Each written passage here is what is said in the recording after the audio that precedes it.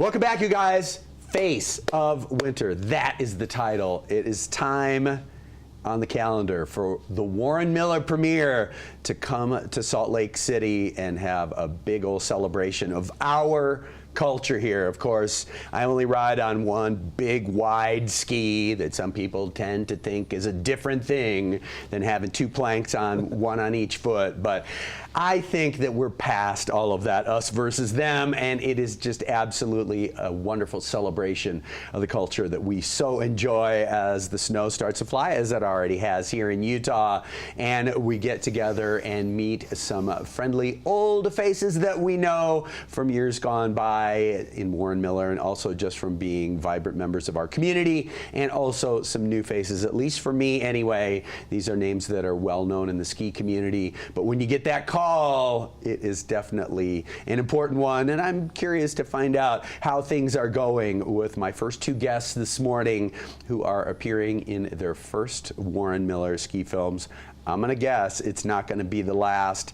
It's that kind of a club. It's Dash Long, who maybe has the coolest name ever, and Jim Ryan, who his friends call Jim Ryan. Good morning, fam. Welcome. Good to see you guys. Congratulations. Hey, thank you. It's good stuff, huh? Yeah, it's really good stuff. Dash, you were mentioning that you've been in a lot of films in your career already. So in terms of being familiar with the process, what it's like. But of course, there's tons of amazing filmmakers out there, more than ever now. But then again, Warren Miller. Talk about getting the call.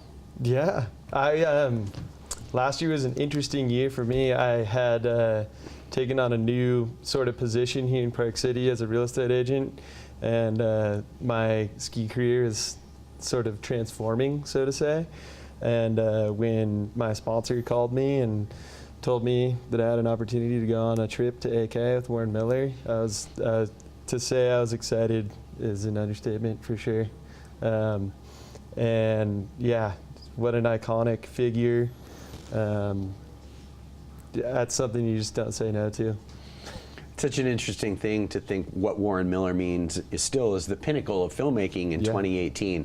But I always flash to an image of Warren Miller with the little super compact. I wouldn't know what model it was from way back in the day, but it's definitely an iconic thing that's like it kind of harkens back. Jim, likewise, congratulations, bro. Thank you. How you doing? I'm good.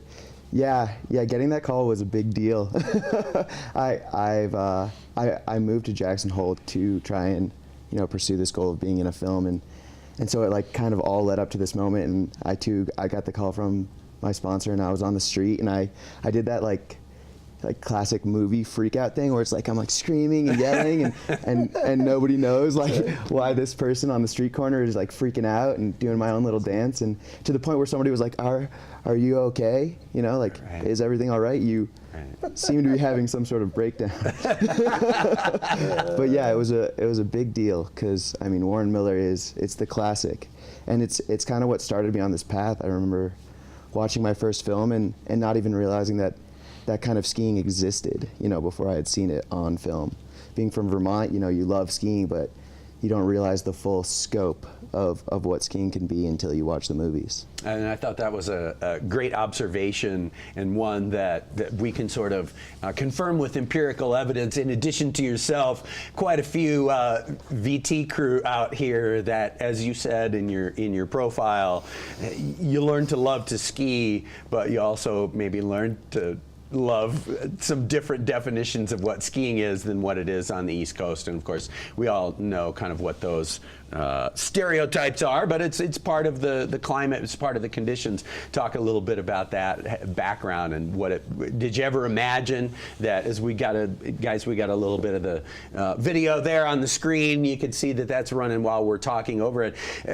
Did you consciously dream of this kind of thing, Jim?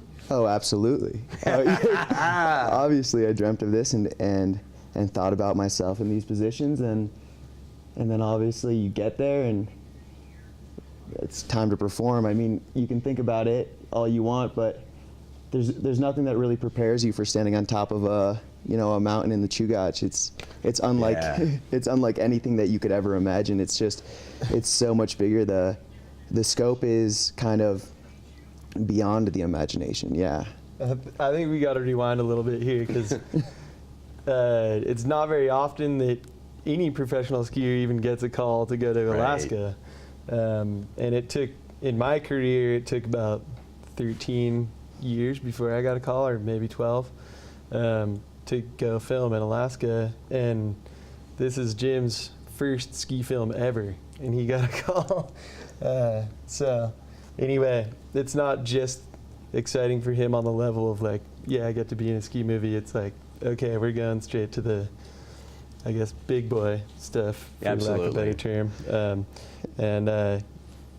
Yeah, that's pretty cool to see. Yeah, talk about the trip. How are things leading up? I'm sure planning for a Warren Miller production is beyond anything that any of us mere mortals who work in media and love to get out on the hill could possibly imagine. But in all seriousness, this is a gigantic safety exercise in order to capture these incredible images. Talk about the lead up after you get the exciting call that's pure adrenaline, but then you have to get yourself together because you want to have a good part in the film, and there's a lot of great skiers in the Warren Miller films every year. Talk about your experience in Alaska and the Chugach. Yeah, well, luckily the production and logistics end is handled by a different team.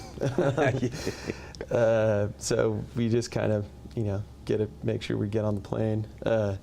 But as far as preparing mentally for Alaska and physically, I mean, really the only way to do it is to ski and ski a lot.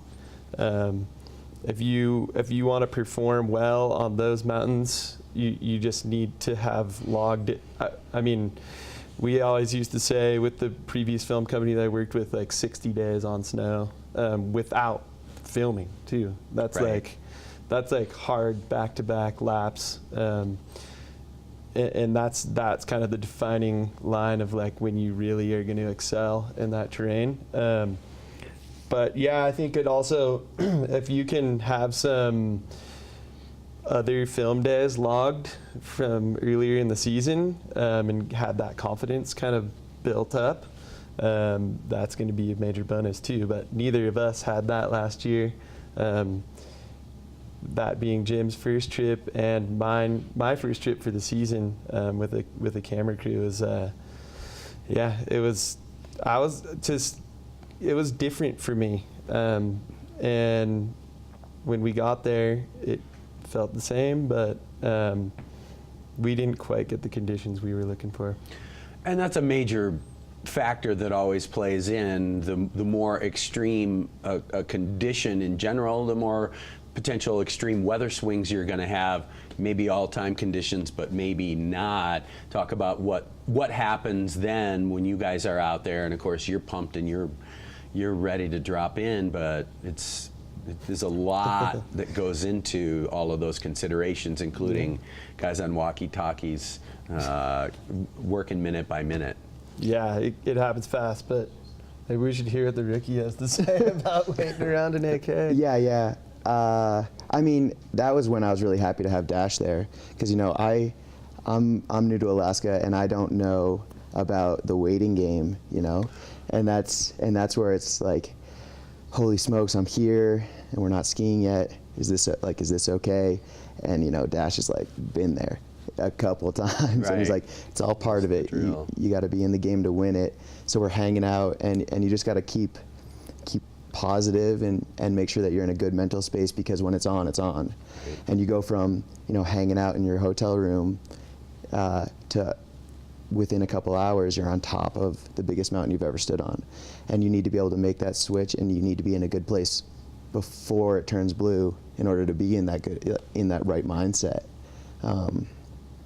So that where I was just like so happy to have Dash with me to keep me positive, keep things in perspective, and also, tell me what's normal. Right, sure. Because I didn't know, Oh man, it was a little below normal as far as actual ski time that we got, but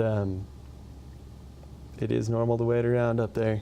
Right. Yeah. Right. Yeah, and if you know that going in, I mean that's Yeah, for that's a sure. big part of being able to optimize your not just your mental function, which takes energy. Even if you're sitting in the hotel room, you're still. I have to imagine that you have that sort of Right. ready go kind of mentality, Right. which can be tiring in and of itself. Right. Totally. Well, for those of you who are about to go watch this film, just keep in mind that Jim and I skied just under 2 days up in Alaska out of 3 weeks. We skied That's one crazy. sort of midday window. We had almost a full afternoon, and then we had a full day on the very tail end, the last day. And the conditions were really tough that last day as well. So even though it was clear, it was boilerplate, sastrugi, windblown conditions. So it was really, really technical skiing. Yeah. Kind of sounds like the competition window for surf comps, where another lay day because we may have waves. There's a swell coming, but it's just not there yet. Oh, yeah. And of course, you guys are trying to get the footy that is absolutely off the charts. So in the sense yeah. that there's no sense going around and piddling around when it's very expensive to have yeah. all of that gear up on the hill, huh? Totally. That's why television actually does not like big mountain skiing, because when you go to these Sure. events to these competitions and try to have it televised, and we end up, not getting great conditions, and athletes aren't happy, they're not performing tip top, Right. and you get a lot of interviews with people kind of upset or whatever it is, or anyway, yeah, I've found that throughout the years when you try to do like a backcountry style big mountain competition and wait for conditions to be tip top, it like rarely ever works out. Yeah. So That being said, the very first line we dropped in on, Dash absolutely crushed it, and it's like one of the best lines of the film in my opinion. And that was our first thing right out of the gate. So. And I imagine there's a setting the tone of something like that you go, let's just make this so good. We've been waiting around. How long had you been waiting before you were able to make that very first drop of the production? what would you say? At least 10 days. Oh yes, Wow. at least 10 days. Yeah, at least That's 10 days crazy. in the sort of in the rain down at sea level, which can be a little hard on people anyway. But Right. it's sort of you get out there and you look at what's in front of you, and it's pretty funny to be with a new production group for me, and to sort of not, I just wanted to be along for the ride and not dictate what sort of faces we went to straight out of the gate, and especially with Jim not being in Alaska. But anyway, yeah, I kind of looked at this face and I was like, something cool's got to happen. Yeah. We don't really know. I gotta do this. We don't know how long we're gonna sit around again. Sure, if after you're out tonight. there and you're actually gonna go for it, it's like, hey, finally, let's make this good, huh? Yeah, I mean, I know that from past experiences where if you got something you want to do and the conditions are right, and you're in Alaska, it's kind of like make the best of that moment. Well, you Totally. can. I mean, without also, it's a fine line, because you don't want to, if you're not comfortable and you need a couple confidence boosting lines first, you got to listen to your body too, because if you get hurt, then you're not going to have a chance if the weather clears up again. So. Yeah, absolutely. Fellas, congratulations. This is super cool. I'm happy for you. I'm sure Awesome. that it must be a ton of fun to get to do this media side of things where you sign autographs and people are so stoked when you go to the events. I mean, I know what it's like at a Bravenel Hall. It's a ton of fun, and you're doing that all over the country, huh?